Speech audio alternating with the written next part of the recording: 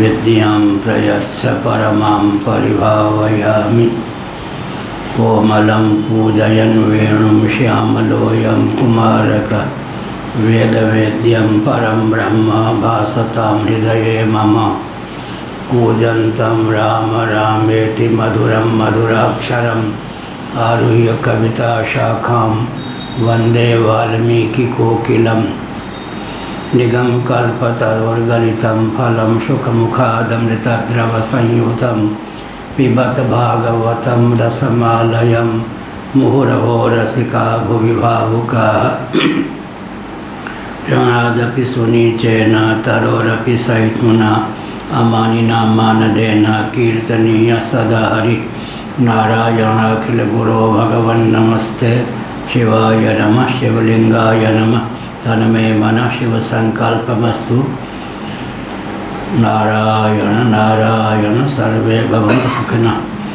श्री राम जय राम जय जय राम। श्री राम जय राम जय जय राम। श्री राम जय राम जय जय राम। श्री राम जय राम जय जय राम। श्री राम जय राम जय जय राम। श्री राम जय राम जय जय राम। धर्म की जय हो, अधर्म का नाश हो, प्राणियों में संभावना हो, विश्व का कल्याण हो, गौ माता की जय हो, गोहत्या बंद हो, भारत अखंड हो, सर्वभूत हृदय धर्म सम्राट श्री स्वामी करपात्री जी महाराज की जय हो, श्री जगन्नाथ महाप्रभु की जय हो, श्री बलभद्र महाप्रभु की जय हो, भगवती सुभद्रा देवी की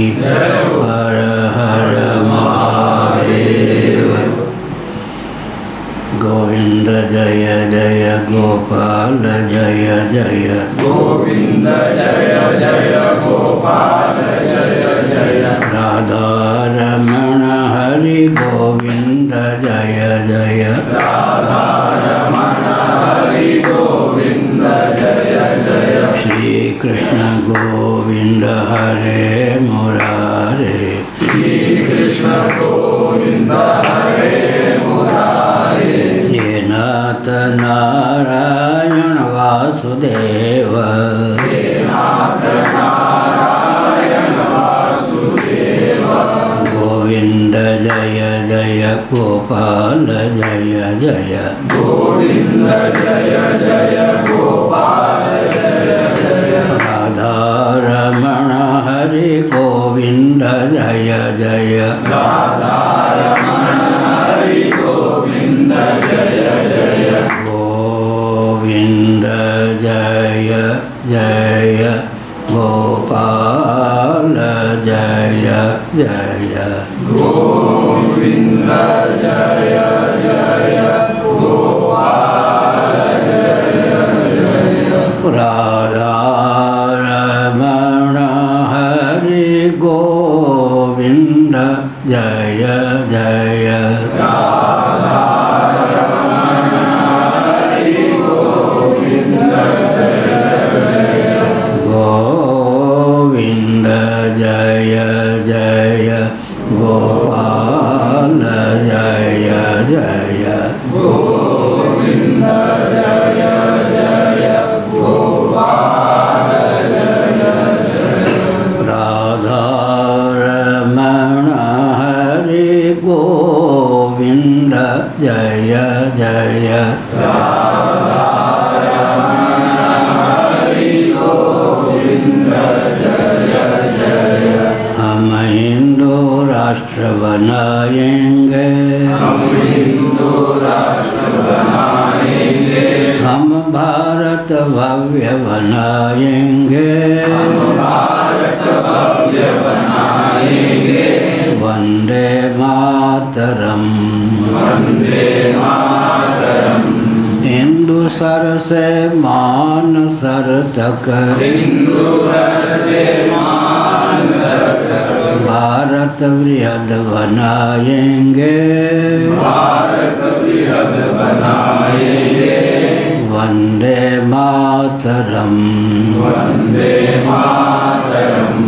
स्वस्तिक चिह्नित सूर्य अंकित स्वस्तिक चिह्नित सूर्य अंकित केसरिया ध्वज लहराएंगे। केसरिया ध्वज लहराएंगे। केसरिया ध्वज फहराएंगे। केसरिया ध्वज फहराएंगे। वंदे मातरम। वंदे मातरम। आप कहाँ है? कौन सा? इति। ठीक है।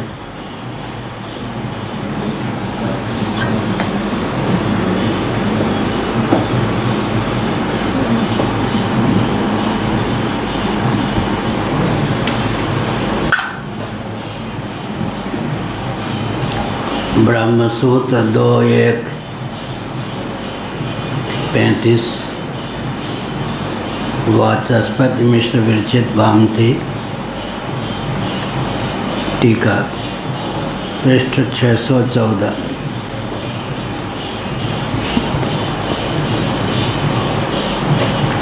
इति स्थिते शंका परिहार परम सूत्रम न कर्मा विभागादिति चेन्नानादित्वात् शंकोत्तरे अतिरोहितार्थेन भाष्यग्रंथेन व्याख्याते।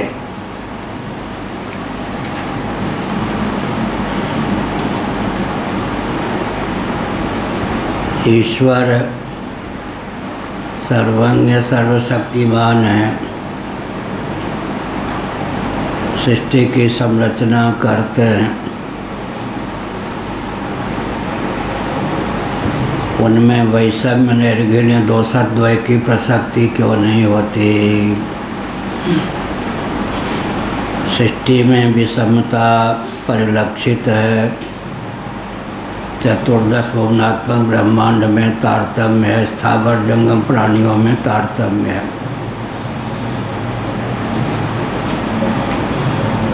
कोई प्राणी नरक में कराता है तो कोई स्वर्ग में आनंद लूटता है, कोई मर्त्य लोक में होता है, कोई पशु कोई पक्षी। इस प्रकार विविधता परिलक्षित है। ईश्वर को ही अगर सृष्टा मानेंगे तो विविध प्रकार की विचित्रताओं से संवेद सृष्टि का उपादान और निमित्त कारण दोनों ही ईश्वर को मानेंगे तो वैषम्य दोष की प्राप्ति होगी ही। ईश्वर में निर्घृण्य निर्दयता नामक दोष की संप्राप्ति भी होगी। इसका उत्तर दिया गया कि जीवों के शुभाशुभ कर्मों को द्वार बनाकर ही जगदीश्वर महासर के प्रारंभ में जगत की संरचना करते हैं। फिर प्रश्न उठा कि कभी न कभी पहली सृष्टि तो हुई होगी। जब पहली सृष्टि हुई होगी उस समय तो जीवों के कोई शुभ अशुभ कर्म रह ही नहीं होंगे। एकमात्र सजाति विजाति स्वगत वेद शून्य देशकृत कालकृत वस्तुकृत परिच्छेद विनिर्मुक्त सदघन चिदघन आनंद घन परमात्मा तत्व ने ही स्वयं को जीव और जगत के रूप में उद्भाषित किया होगा। यह विचित्रता भी परिलक्षित है। इसका उत्तर दिया कि प्रवाह रूप से सृष्टि अनादि है। नारायण सर्ग और प्रलय की परंपरा अनादि है, इसलिए अनादि जीव भी अनादि हैं, अज्ञान भी अनादि है, सृष्टि भी अनादि काल से चल रही है। यह है भगवान में जीवों के शुभाशुभ कर्मों को द्वार बनाकर सृष्टित्व होने के कारण किसी प्रकार की विषमता प्राप्त नहीं है, किसी प्रकार का निर्घृण्य, किसी प्रकार की निर्दयता भी उनमें प्राप्त नहीं। कर्मजम लोक वैचित्र्यम, लोक में जो विचित्रता परिलक्षित है वो कर्मज है। कर्म प्रधान जीव रचित सृष्टि रचि राखा, जो जक्ष करे सो तत्फल चाखा।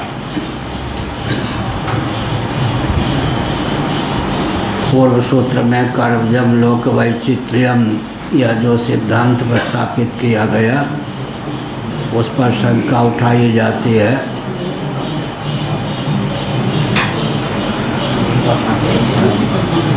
हाँ क्या कह रहे हैं?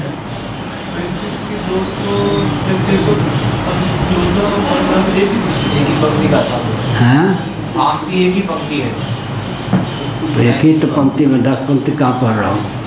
तो मैं भी तो एक ही पंक्ति कह रहा हूँ, तो 24 फिर है तो पूर्व का प्रसंग का उदाहरण दे रहा हूँ ताकि समझ में आवे। पंक्ति तो एक ही। हम ठीक है, अभी अब 24 से बात हुई है। 24 हैं कि रामचरितामृतम को कहा रामचरितमानस है, संस्कृत में लीजिए। हमने सोचा कि कोई रामचरितमानस का संस्कृत अनुवाद किया हो, ग्रंथ ही अलग है, कहा कि रामचरितमानस लीजिए। इति स्थिते शंका परिहार सूत्रम। ऐसे आप ऐसा पूर्व पक्ष प्राप्त होने पर शंका परिहार सूत्र है। न कर्म विभागातिथि तेन अनादित्वाद शंकोत्तरे अतिरोहितार्थेन भाष्य ग्रंथेन व्याख्याते।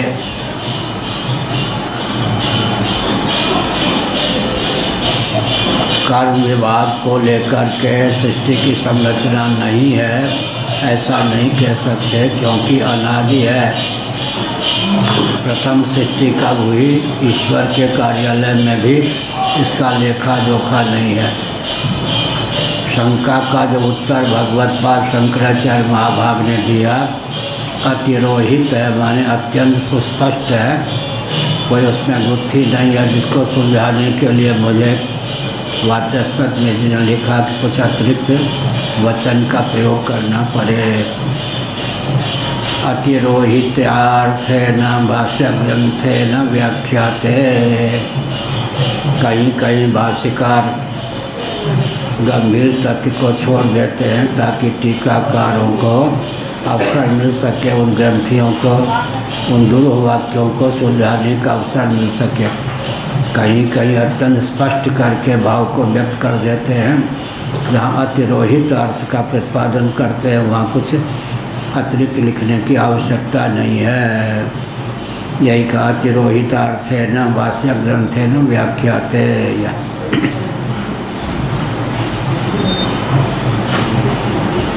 अब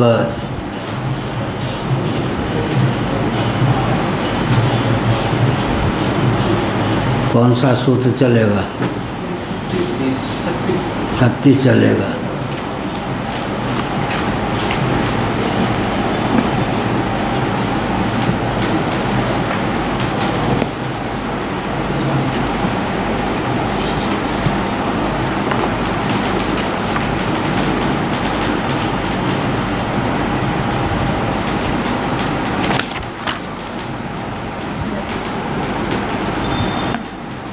उपपाद्यते चापि उपलभ्यते च, उपपाद्यते चापि उपलभ्यते च, उपपाद्यते चापि उपलभ्यते च। संसार का अनादित्व उपपन्न है, सिद्ध है। उपलभ्यते च दाता यथा पूर्व कल्पयत सूर्याचन वसो दाता यथ श्रुतियाँ। ये जो श्रुतियाँ हैं न रूप मसे तथोपलभ्यते न तो न चादि न तो संप्रतिष्ठा, इस प्रकार की स्मृति भी सुलभ है भगवद गीता में। संसार का अनादित्व कहा गया है, उपलब्ध होता है। प्रथम सृष्टि कब हुई नहीं कही जा सकती। सृष्टि और प्रलय की गाथा अनादिकाल से प्रथित है, यह अभिप्राय। कथम पुनः अवगम्यते अनादिरेष संसार इति उपोद्घात है। इस तथ्य का अधिगम अवगम कैसे हो कि यह संसार अनादि है।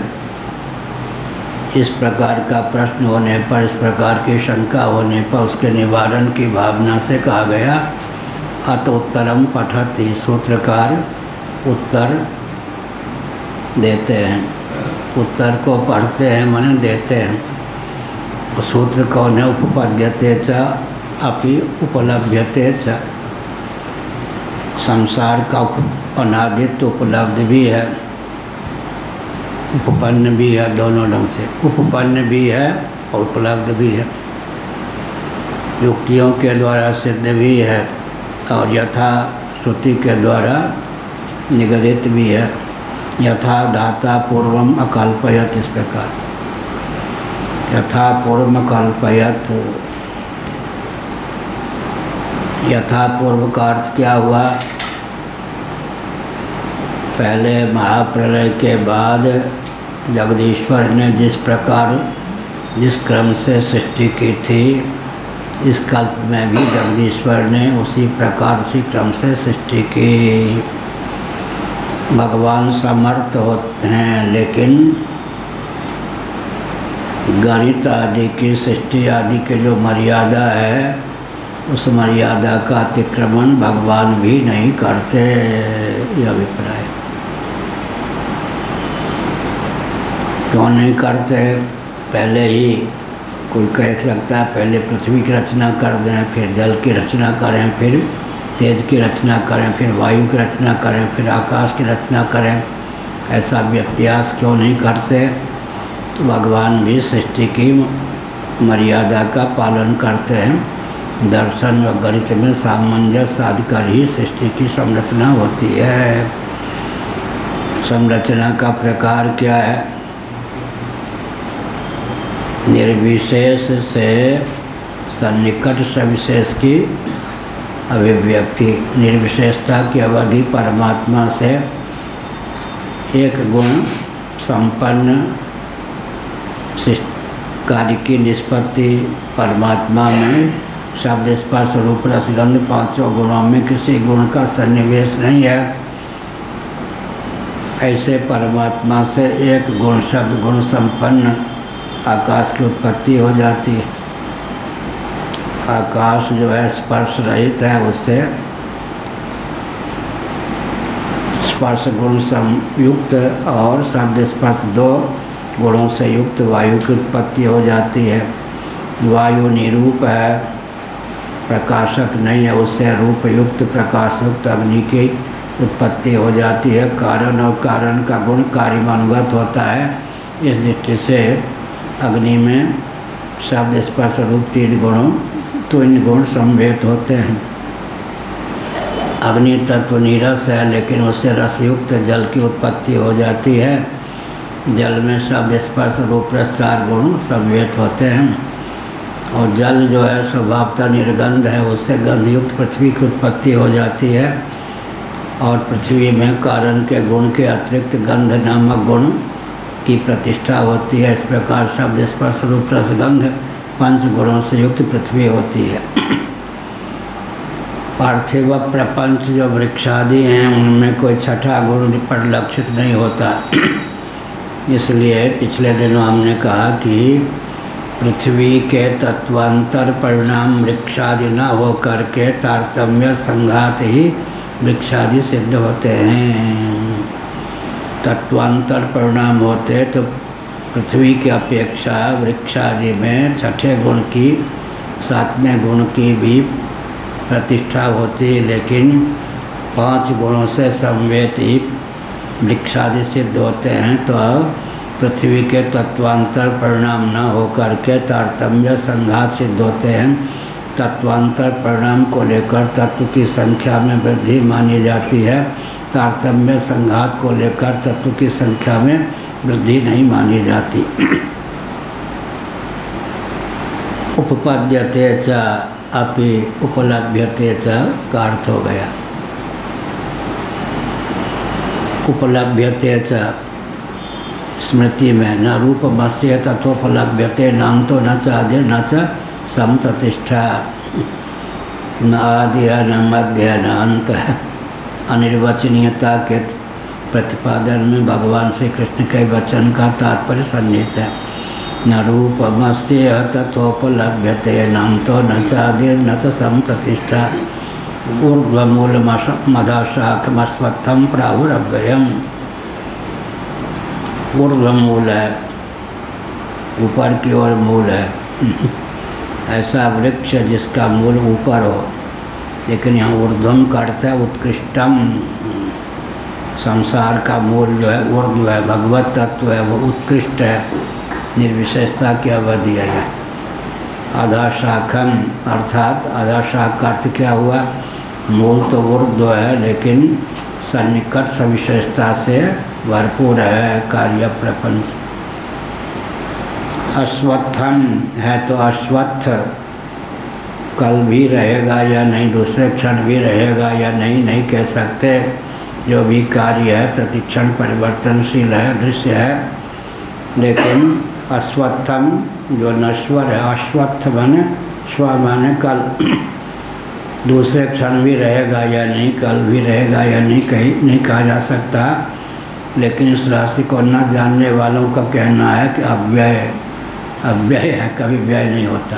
अश्वत्थम प्राहुर अव्ययम भगवान ने व्यंग्यार्थ में व्यक्त किया है तो अश्वत्थ, लेकिन विचारकों ने कह दिया इसको अव्यय, जिसका अव्यय न हो। अव्यय को मीमांसित किया है भगवान ने।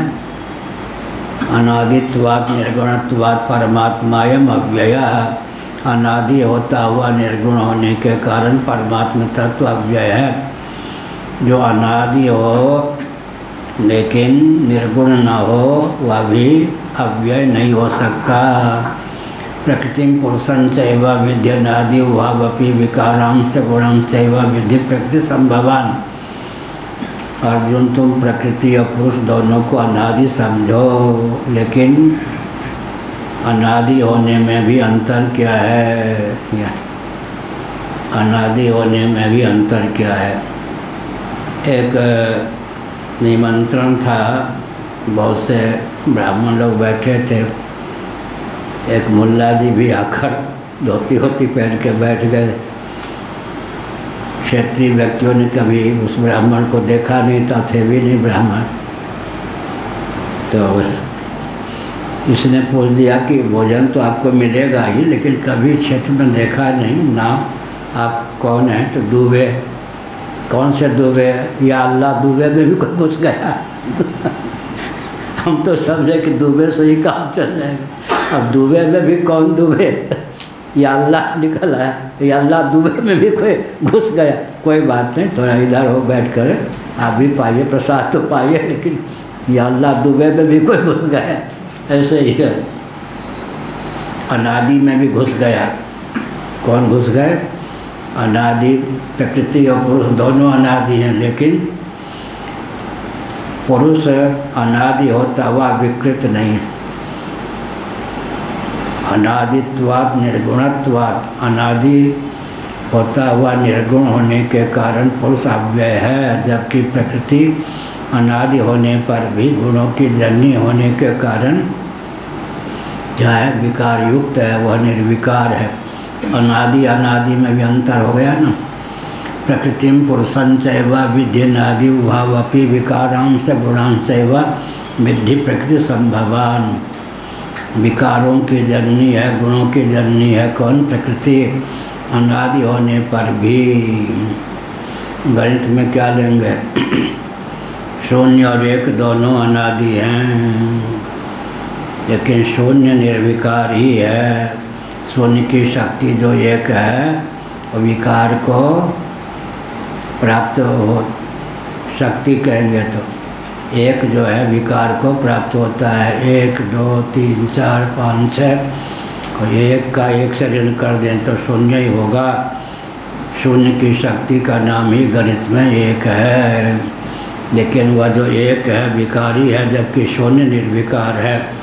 इसी प्रकार से प्रकृति और पुरुष दोनों अनादि हैं। पुरुष का अनादित्व तो सदा रहता ही है, लेकिन प्रकृति का जो अनादित्व है वो क्या है? अनादि होने पर भी प्रकृति निर्गुण न होने के कारण विकारों की जननी हो जाती है, जबकि पुरुष अनादि होता हुआ निर्गुण होने के कारण निर्विकार ही बना रहता है, अव्यय भी बना रहता है। अनादि अनादि में अंतर क्या हो गया? जो अनादि होता हुआ निर्गुण हो निर्विकार हो उसका नाम अव्यय होगा। जो अनादि होने पर भी निर्गुण निर्विकार ना हो उसका नाम व्ययशील होगा। उस अर्थात वो परिणत होने में, संकुचित होने में और विस्तृत होने में समर्थ होगा। जैसे कि प्रधान, प्रकृति, अव्यक्त या माया, ऐसे ही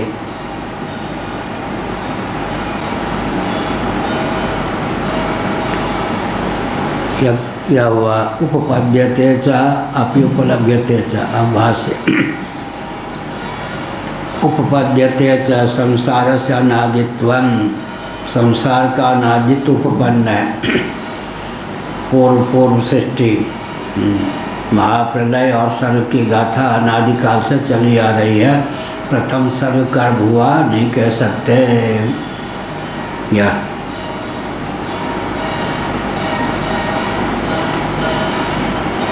आदिमत्वे ही संसारस्य अकस्मात् उद्भूतेर्मुक्तानामपि पुनः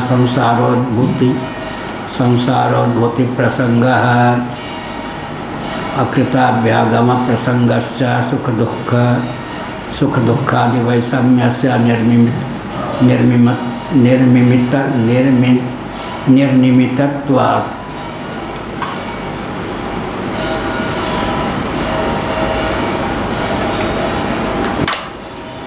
आपका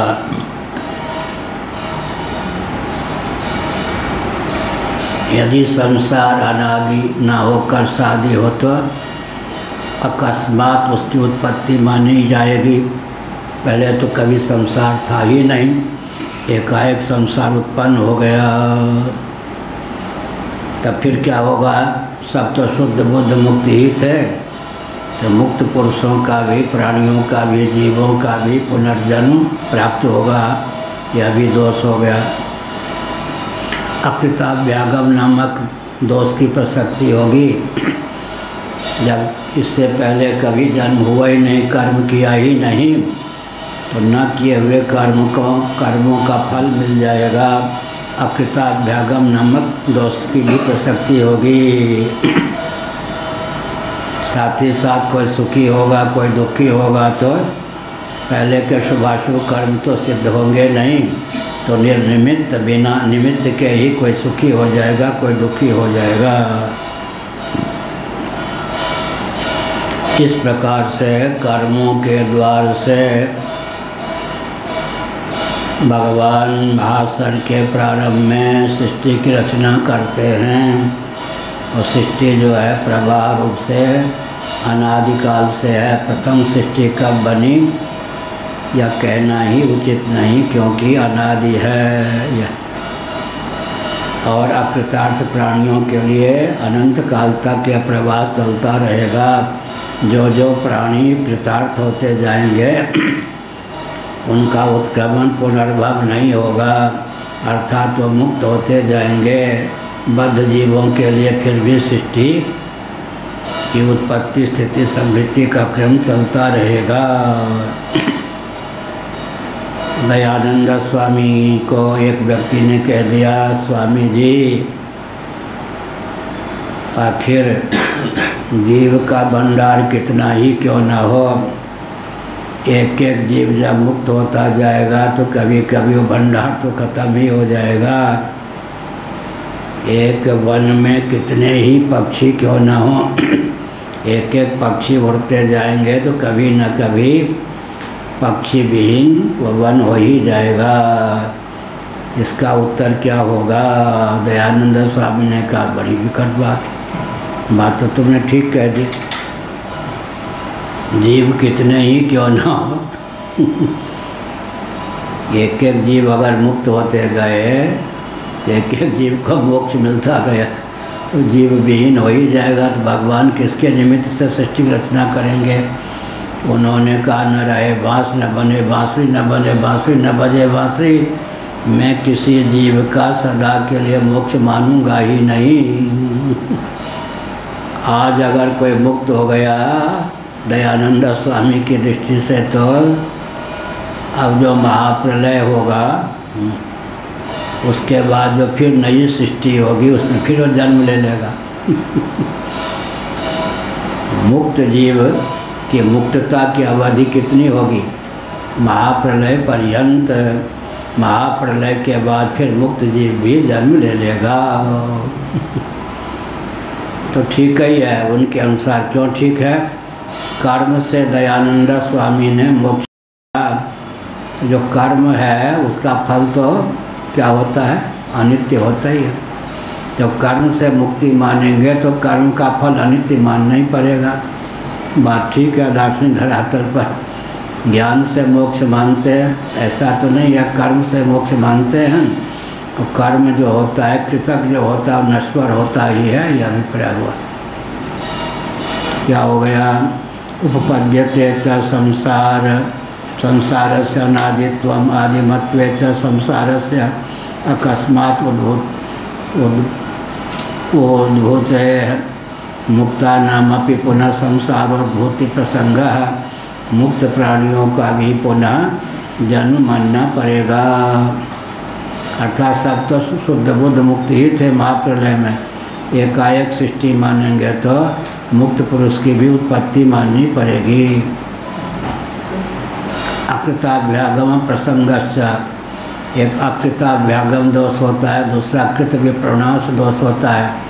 अकृताभ्यागम का अर्थ हुआ न किए हुए का कर्म मिल जाना, जो किया नहीं उसका फल मिल जाए।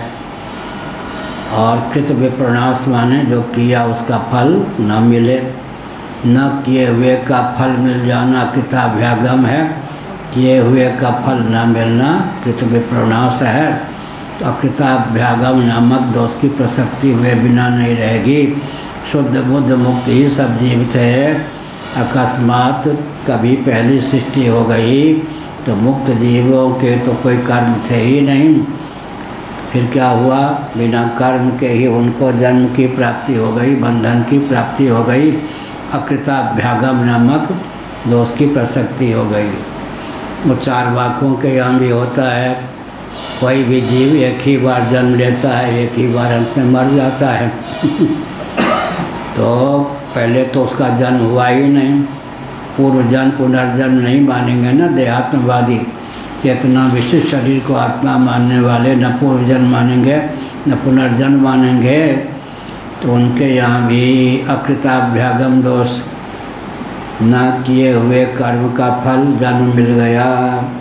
इस जन्म में जितने खोटे खरे कर्म करके मरे, किसी कल भी मैंने कहा किसी व्यक्ति में वो क्षमता नहीं। एक जीवन में जितने शुभाशुभ कर्मों का अनुष्ठान कर लेता है उन कर्मों का फल भोग कर ही देह त्याग करे। तो जिन कर्मों का फल नहीं मिला उन कर्मों का नाश बिना फल दिए ही मानना पड़ेगा। तो अकृताभ्यागम कृत विप्रणाश नामक दोषद्वय की प्रसक्ति होगी। इसलिए संसार अनादि है, सादि नहीं। सृष्टि के मूल में क्या है? प्रलय, प्रलय के मूल में सृष्टि, सृष्टि और प्रलय की गाथा अनादिकाल से चल रही है। बीज के मूल में कौन है? वृक्ष, वृक्ष के मूल में बीज। और भागवत के सप्तम स्कंद की बात कल कही गई। दोनों के मूल में फिर कौन है? पृथ्वी है। ऐसे ही जन्म के मूल में कर्म, कर्म के मूल में जन्म, और अज और अक्रिय केवल आत्म तत्व है, उसमें जन्म कर्म की मान्यता अध्यस्त ही है। ऐसे बीज के मूल में वृक्ष, वृक्ष के मूल में बीज। कौन किसका कारण, कौन किसका कार्य? एक दूसरे का कारण, एक दूसरे का कार्य। स्वयं ही कार्य हो, स्वयं ही कारण हो, या एक रकम से कार्य हो, एक रकम से, एक विधा से कार्य हो, एक विधा से कारण हो, यह तो संभव नहीं है। तो क्या होगा? इसीलिए एक आगे तक पहुंच गए, पृथ्वी तक। पृथ्वी तक पहुँचे तो क्या हुआ? बीज के मूल में वृक्ष, वृक्ष के मूल में बीज, दोनों को साधने वाली पृथ्वी है। इसी प्रकार से कर्म के मूल में जन्म, जन्म के मूल में कर्म, यह तो हुआ ही। तो यहाँ पर कहा गया कि प्रथम सृष्टि अमान्य है, अनादिकाल से सृष्टि चली आ रही है और जब अनंत काल तक सृष्टि चलती रहेगी, ईश्वर की फैक्ट्री बंद नहीं होगी। असंख्य का अर्थ है क्या होता है? असंख्य माने जीव असंख्य हैं, एक एक जीव मुक्त होते गए, फिर भी जीवों का भंडार कभी खाली नहीं होगा। दयानंद स्वामी यहाँ चुप हो गए, उन्होंने कहा बात ठीक कहते हो, कितना भी जीव का भंडार हो, गेहूं का भंडार कितना भी हो, एक एक दाना निकालते जाओ तो कभी न कभी तो भंडार खत्म होगा। एक एक जीव अगर मुक्त होते जाएंगे तो एक एक जीव मुक्त होता जाएगा, कभी न कभी जीवों का भंडार खत्म हो जाएगा। इसलिए कोई भी जीव सदा के लिए मुक्त होता ही नहीं, दयानंद स्वामी जी के अनुसार। और दयानंद स्वामी जी के अनुसार जो है ईश्वर का अवतार नहीं होता, कोई मुक्त जीव ही श्री रामकृष्ण आदि रूप में अवतीर्ण होता है। सुबह कहा था, दोपहर में। आदिमत्व ही संसार से अकस्मात उद्भूत है, मुक्तानामपि पुनः संसारोद्भूति प्रसंग। जो मुक्त हैं उनका भी पुनः संसार, उनको संसार की प्राप्ति होगी, पुनर्भव प्राप्त हो जाएगा। अकृताभ्यागम प्रसंगश्च, अकृताभ्यागम बिना किए हुए कर्म का फल भी मानना ही पड़ेगा। सुख दुखादि वैषम्य से निर्निमितत्वात्, किसी को सुख किसी को दुख बिना हेतु के ही, बिना कर्म के ही मानना पड़ेगा। इन सब विसंगतियों के वारण के लिए आवश्यक है कि अनादि माने सृष्टि को, प्रवाह रूप से अनादि है। प्रथम सृष्टि कब हुई? ईश्वर के घर में भी लेखा जोखा नहीं। सर्ग और प्रलय की गाथा क्या है? अनादि है और अनंत काल तक यह चलती रहेगी, क्योंकि जीव असंख्य हैं। यह जीव असंख्य हैं। एक जीव भी प्रातिभाषिक रूप से अनेक हो जाता है या नहीं? स्वप्नावस्था में कौन होता है जीव? भृगु जी के अतिरिक्त स्वप्नावस्था के जीव का नाम है तेजस। हम आप एक होते, स्वप्न साक्षी अनेक एक होते हैं। स्वप्न में जितने स्थावर जंगम प्राणी परिलक्षित होते हैं वो कितने होते? एक होते हैं। एक ही अनेक रूपों में एक व्यावहारिक जीव जो है अनेक प्रातिभाषिक रूप में अभिव्यक्त होता है या नहीं? कब? स्वप्नावस्था में। आखिर मूल जीव कौन होगा? स्वप्न साक्षी तेजस्वी होगा या नहीं? मूल जीव स्वप्न साक्षी तेजस्वी होगा, लेकिन होगा क्या फिर? स्वप्नावस्था में अब 2 लाख की सभा में कोई प्रवचन कर रहा हो या लाखों जीव दिखाई पड़े तो क्या होगा?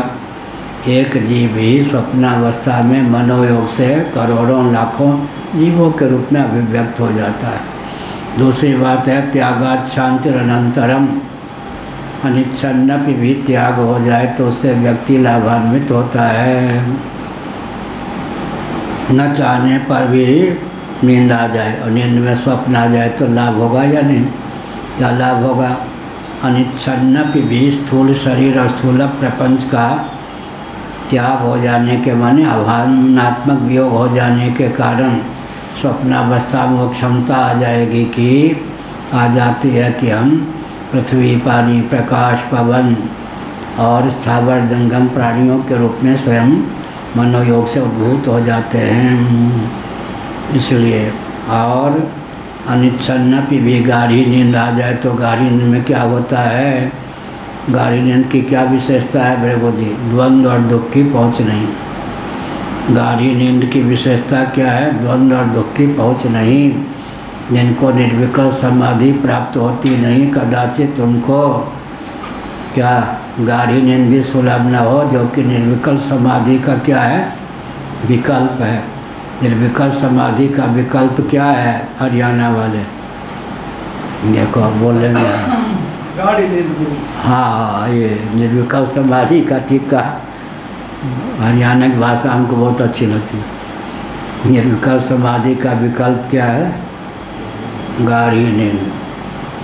कृष्ण बोधाश्रम ने महाभाग ज्योतिष पीठ के मानी शंकराचार्य, बहुत पुरानी बात है, 1972 की, वृंदावन में आए, स्वामी अखंडानंद उड़ियावा जी के यहाँ ठहरे।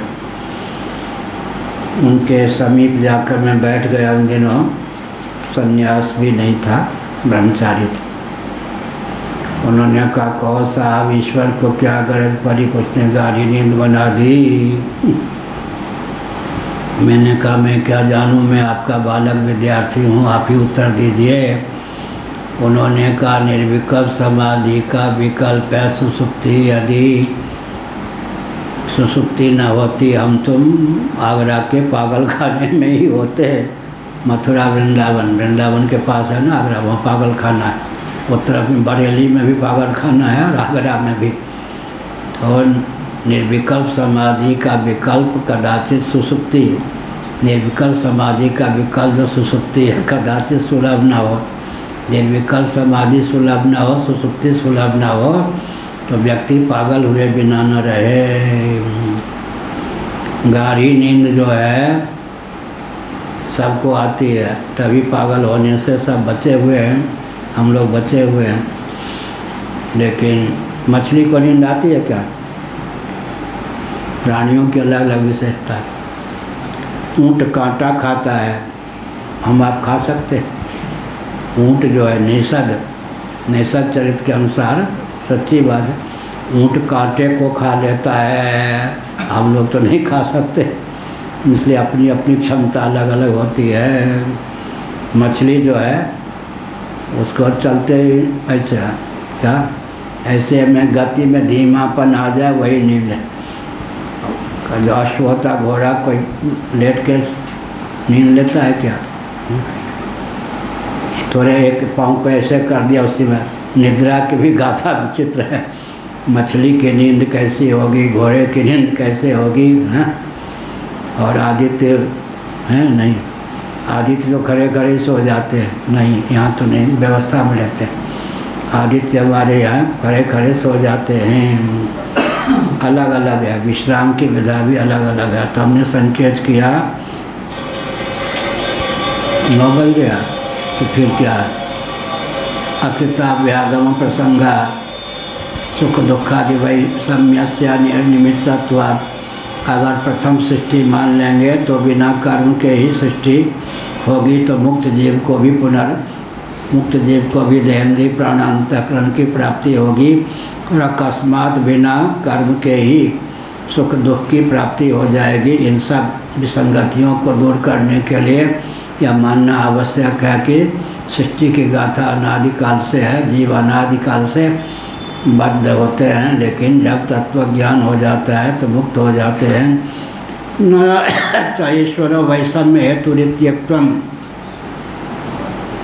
न च अविद्या केवला वैषम्य से कारणम एक रूपत्वात् रागादि क्लेश वासना क्षिप्त कर्मापेक्षा तो अविद्या वैषम्यकारी स्यात्। ईश्वर में विषमता भी नहीं है, वैषम्य भी नहीं है। न च ईश्वरो वैषम्य हेतु इत्युक्तम्। ईश्वर जो है विषमता में हेतु नहीं है, क्योंकि अविद्या के द्वार से सृष्टि की रचना करते हैं। और आगे बहुत गंभीर पंक्ति है, न च अविद्या केवला वैषम्य से कारणम एक रूपत्वात्।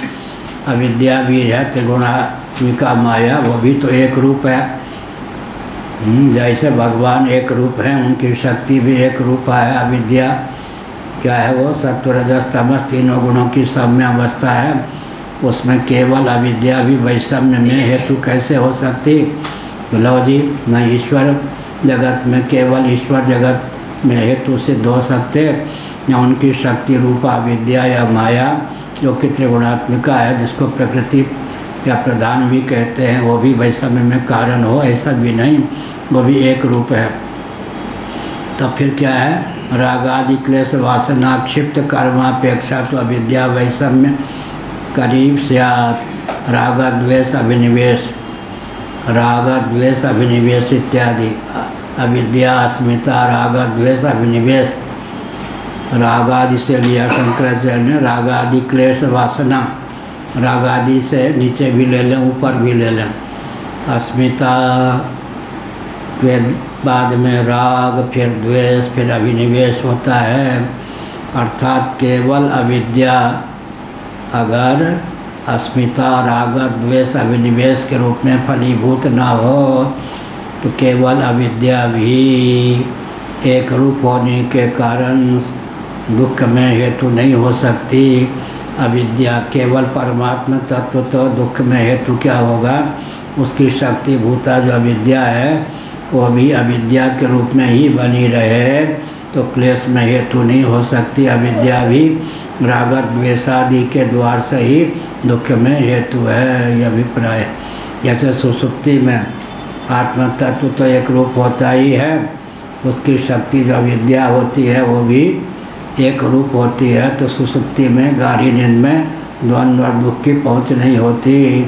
द्वंद्व और दुख की पहुँच तो अस्मिता से होती है। अहमिति जगह फिर राग द्वेष की अभिव्यक्ति हो तब द्वंद्व और दुख की पहुँच होती है। सुसुप्ति अवस्था में द्वंद्व और दुख की पहुँच क्यों नहीं है? क्योंकि सुसुप्ति अवस्था में अहमिति है ही नहीं, अहम भी सो जाता है, अहमिति सब प्रसुप्त है। नारायण अखिल गुरो भगवन नमस्ते, शिवाय नमः, शिवलिंगाय नमः, तन्मे मन शिव संकल्पमस्तु, सर्वे भवन सुखिनः, हर हर महादेव। श्रीमद् शंकराचार्य भगवान की जय। सत्य सनातन धर्म